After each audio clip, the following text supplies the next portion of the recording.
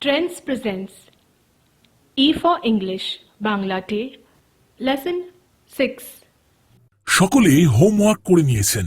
মনোজজি আপনাকে বেশ স্মার্ট লাগছে। ওর মুখে হাসি দেখে বোঝা যাচ্ছে উনি হোমওয়ার্কে ফার্স্ট হবেন। যে শব্দগুলি কাজ করা বা হওয়া বোঝায় তাকেই ক্রিয়া বলে, যেমন দৌড়নো, পান করা, শোয়া, থাকা, অথবা শুধুই হওয়া, যেমন আমি হলাম বা আই অ্যাম। ইংরেজিতে ভার্ব। নির্ভুল। ভার্ব বাংলার মতো সব ভাষারই সবচেয়ে সাধারণ শব্দগুলি। এগুলির ধারণা যতটাই সাধারণ ততটাই কঠিনও।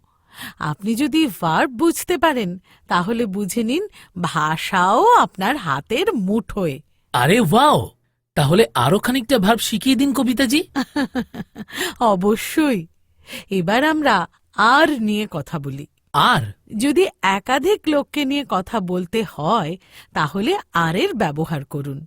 আমরা হলাম উই আর, ওরা হলো they are. I am, you are, we are, they are. বুঝে গিয়েছি কবিতাজি। প্র্যাকটিস করি? নিশ্চয়ই। অনুবাদ করুন। ওরা আমার বন্ধু। ওরা মানে দে। দে আর মাই ফ্রেন্ডস। খুব ভালো। আমরা হলাম ভারতীয়। আমরা হলাম মানে we are. We are Indians. I am Indian. He is Indian. She is Indian. You are Indian. We are Indians. বুঝতে পেরেছি কবিতাজি। ঠিক আছে, ইংরেজিতে বলুন। মনোজ ভালো ছাত্র। Manoj is good student. এটা তো আপনি। রাম খুব স্মার্ট। খুব মানে very. Very. Ram is very smart. খুব ভালো।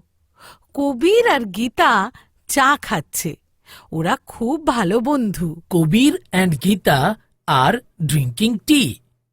দে আর ভেরি গুড ফ্রেন্ডস। সাবাস মনোজ।